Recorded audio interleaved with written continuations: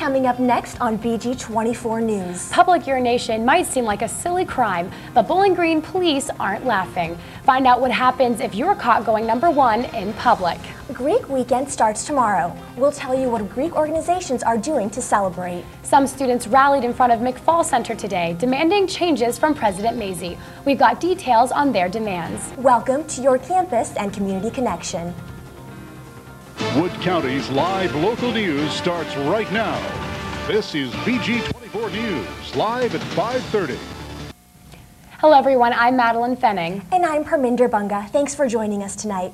The 17th annual State of the State Conference was today in the Student Union.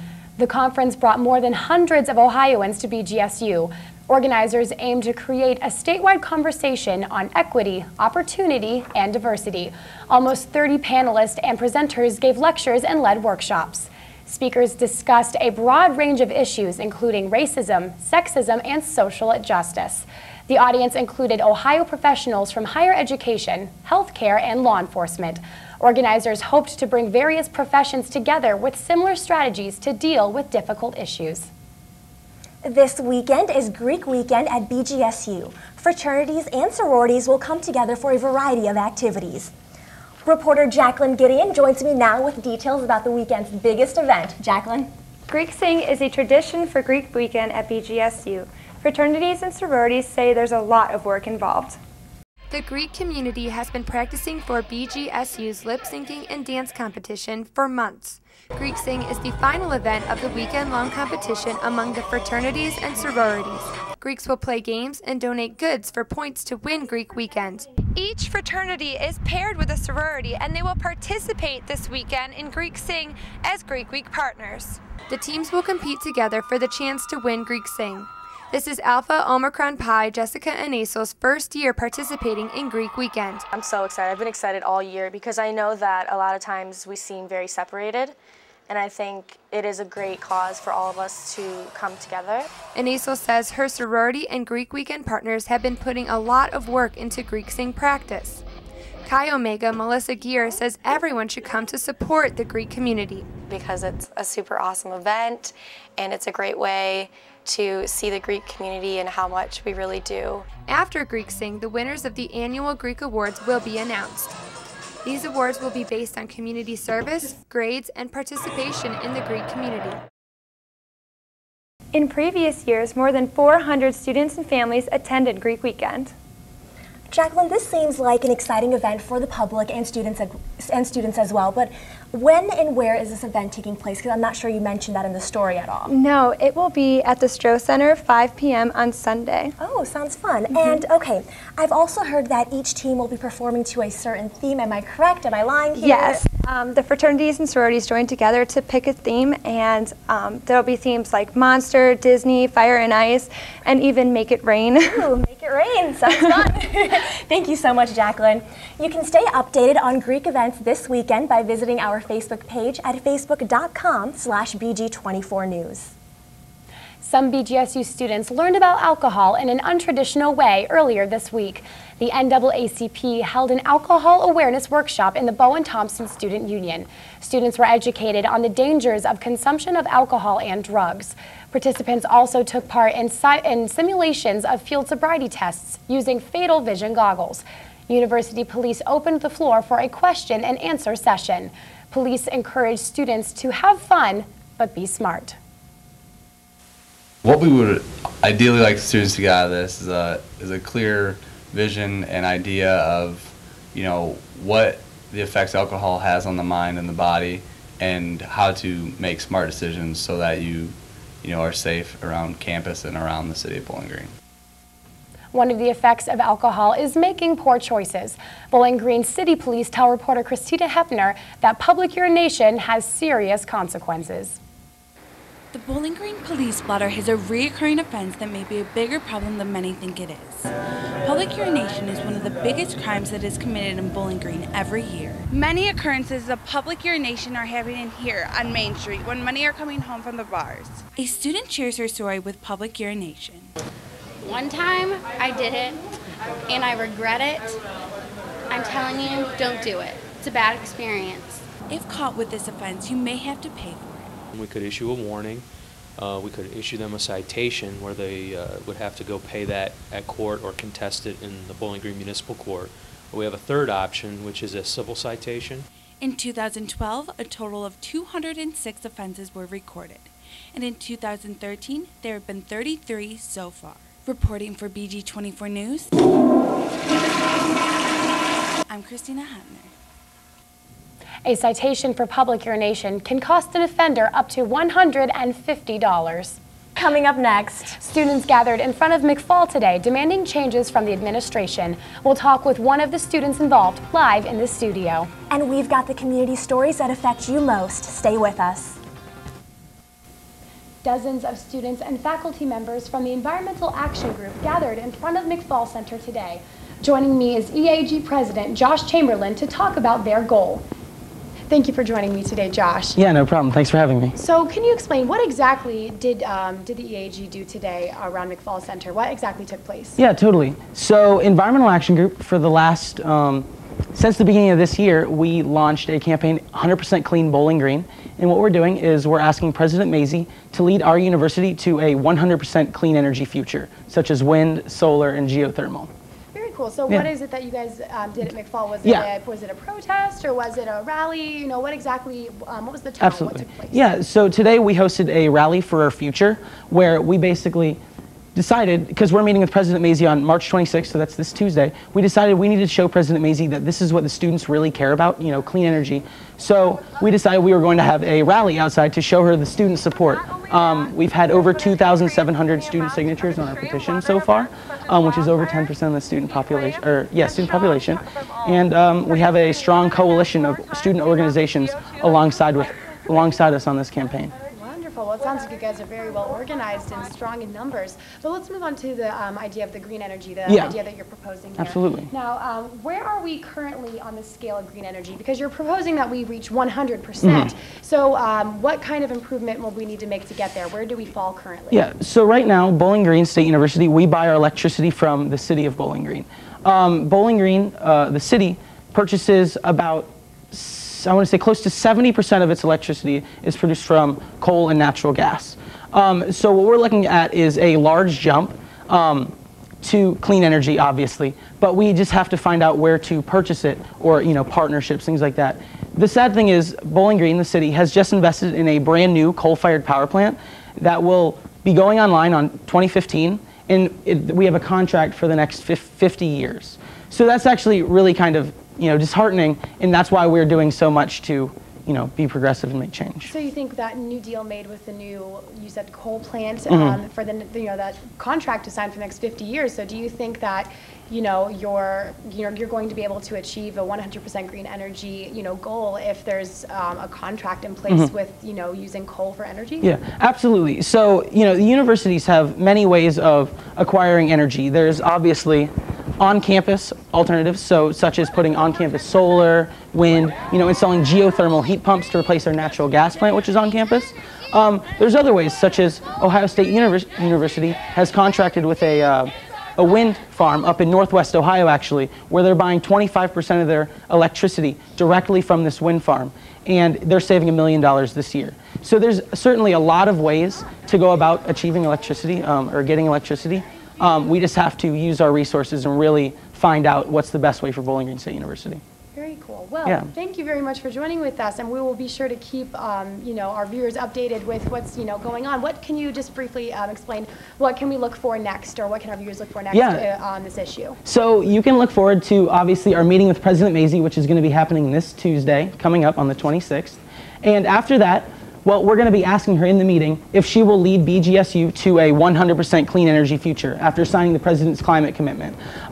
So after that, depending on her answer, it will kind of determine where the students go from here. But yeah, so definitely keep up to date because there's a lot going on. Wonderful. Well, thank you very much. Thank you for having me. Really appreciate it. In community news, the preliminary hearing is set for next month for 2 Port Clinton residents. Police arrested Travis Schwinkeldorf and Jonathan Clemens earlier this week on. Authorities say the young men were driving a stolen car. 20-year-old Clemens was driving under the influence of alcohol. The suspects tried to flee the scene on foot when the police caught up with the car. Clemens was charged with a DUI, failure to stop after an accident, and possession of marijuana. Both were charged with receiving stolen property. Police noticed the vehicle because its lights were off. Wood County Commissioners met this week for the annual State of the County address. The commissioners spoke about crucial county improvements and concerns. Commissioner Joe Kuhlman cited plans for a radio system linking nearby emergency responders. Commissioner Doris Herringshaw discussed local efforts to prevent child abuse. Despite the good news, the commissioners admitted they are concerned about the county budget. That's following Governor John Kasich's new tax proposal, which could affect the money the county receives. It's World Water Week at BGSU. Reporter Megan Gallagher says some students are concerned that water is taken for granted. In its third year running, World Water Week looks to raise awareness about the need for water locally and nationally. It kind of works to promote both awareness to the campaign of water and how many people lack safe, clean drinking water, which is right now about nearly 800 million people, which is about 1 in 9 people, and kind of raising money for UNICEF. So I guess the goal is to think globally with water, but also kind of act locally. World Water Week is in the union tables all week and are selling merchandise like t-shirts and bracelets to help their organization. Additionally, Net Impact is holding events all week, like a conference on water at the BGSU Tuesday, an Aquadrums event Wednesday, and a water walk come Friday on Wooster Street. When asked about the balance between fun and money, Gramley says the money and awareness go hand in hand. We try to do a lot of, I guess, in a sense, use the business aspects, marketing, entrepreneurship, brainstorming, planning, resource management, things like that, and then using them to tackle problems on campus. Still, many people of Net Impact simply enjoy World Water Week and Net Impact for the difference they hope that it will make. It's a really good opportunity to educate people on the water issues that we face, and the fact that there are people all over the world that don't have access to clean water like we do. And I think it's important for people to know that we are very privileged, and this is a really good way to get that message out. Reporting for BG24 News, I'm Megan Gallagher. According to water.org, almost 800 million people lack access to safe water. World Water Week ends tomorrow with the National World Water Day. The FBI came to BGSU today in order to recruit future agents. Representatives spoke to students at the Business Administration building. They discussed opportunities in the Bureau for Analysts, Linguistics, and Special Agents. The representatives say there are jobs available in the Bureau for students of all majors. Internships are also available for juniors and seniors. We'll put a link on our Facebook page for more information. And now sportscaster Thomas James joins us for a look at BG24 Sports. Thomas? Thanks, Madeline. Coming up next, we have the details of the WNIT game coming up tonight. Also a look at our Falcon swimmer who is headed to Nationals. Stay with us. It's un-Falcon believable coverage that you won't get anywhere else. This is BG24 Sports. Welcome to BG24 Sports. I'm Thomas James. The Falcons women's basketball team has advanced to the postseason play for the 9th year in a row. Tonight, BG will compete in the women's National Invite Tournament as they host Southern Methodist University at the Stro at 7.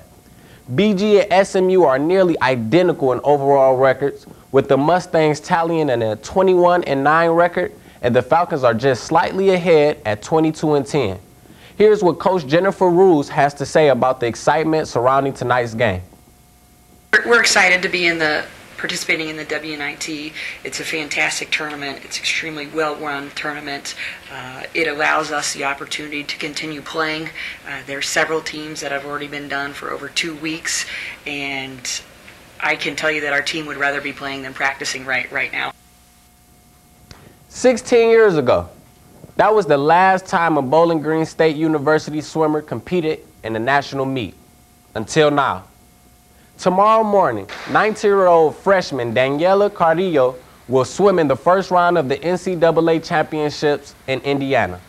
She competes in the 100-yard breaststroke.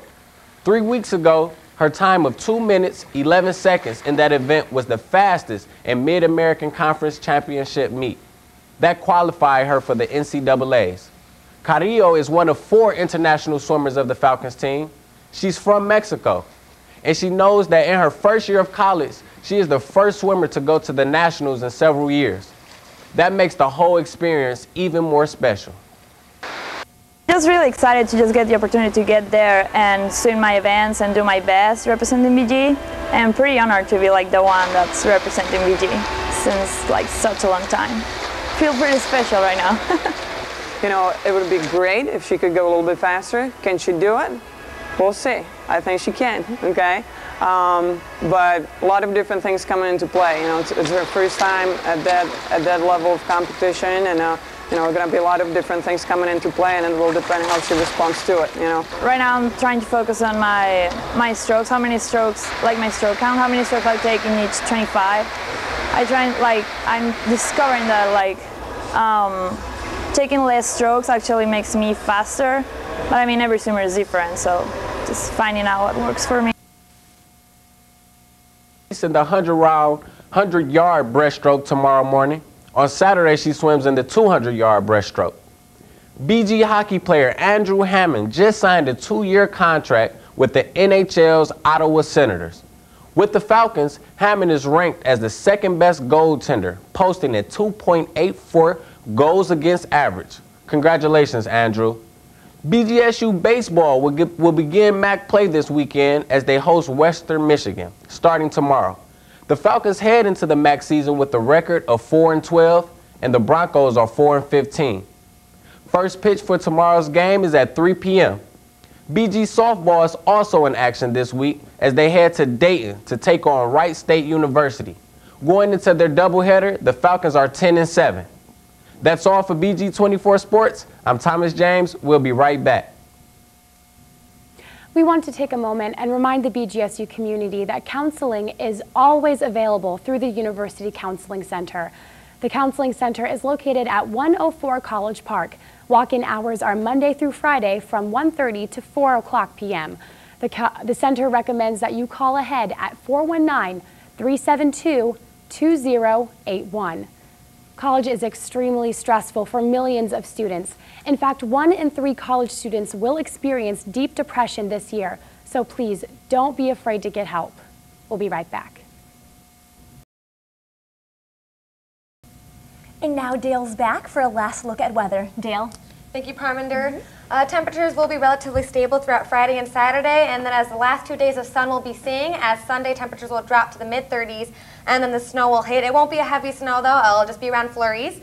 So we won't have to worry too much about getting a lot of snow as spring gets closer. After Sunday though, temperatures will begin to rise again, and they'll be getting up to the low 40s.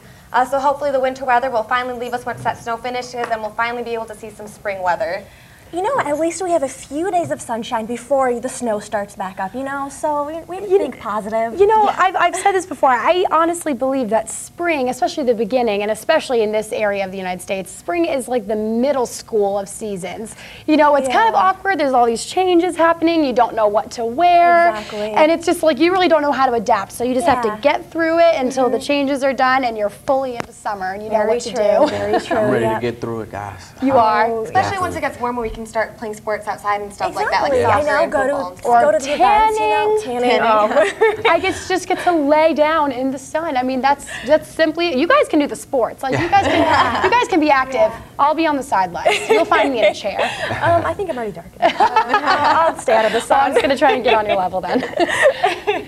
For Parminder Bunga, Dale Summers, and Thomas James, I'm Madeline Fenning. Thanks for watching. And if you have any comments or story ideas, check out our website at BG24news.org. Have a safe weekend, everyone.